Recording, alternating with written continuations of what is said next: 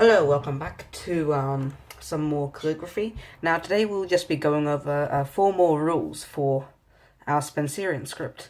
But to be clear, what these rules are for the capital letters in Spencerian script. So the first rule, actually let me rephrase that. These are 4 strokes are key for the capital letters in Spencerian script. So the first stroke we need to learn is the oval. And so what the oval is it's an oval. And we form it just like this.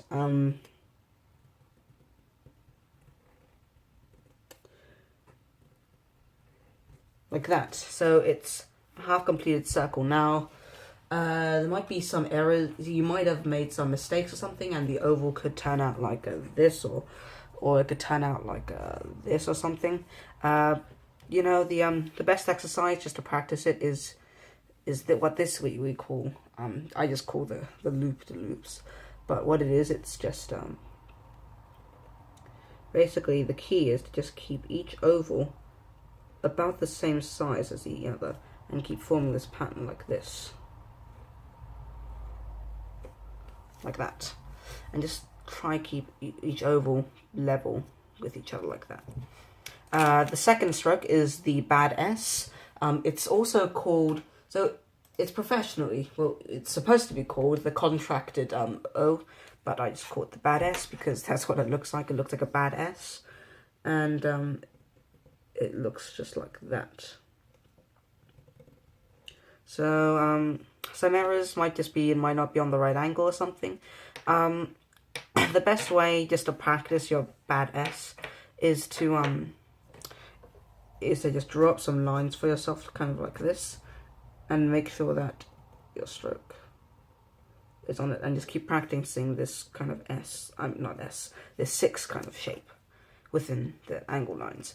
Number 3, it's called the bad 9, or it's also called the capital loop. I call it the bad 9 because it's also kind of like a bad 9. Anyways, so the bad 9, it starts like this, ends like that. Starts like this, ends like that. So the best way to learn the bad 9, well, if you're having any troubles with the bad 9, what you want to do is, firstly, just keep practicing, and secondly, to dissect it into its parts. So the first part would be the starting tail here. The next part would be this part here. And then the last part is this part there. And hang on, let me do that a little better. And what you're basically doing here is you're just learning how the shape works, how each stroke comes together, and that might relieve the confusion in your mind. And the 4th stroke is called the capital stem, but I just call it a variation of the compound curve. That's kind of also what it is. So in a regular compound curve, it looks a little bit like this.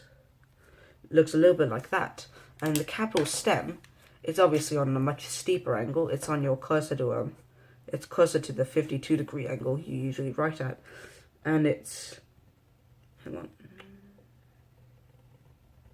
and it has this tail at the end. It has this exit tail, which the compound curve doesn't have. And so what you want to, so the best way to learn this is to have a compound curve like that on your angle, and then next to it basically try that exit curve tail, and then once you do that, you combine them together. So like that. So your homework for today will be to practice all these strokes for 1 to 2 pages, and then come back, because next we will be having a look at putting them together into capital letters. Thank you. Goodbye. Have a nice day. Bonsoir. Bonne nuit. Goodbye. Bye.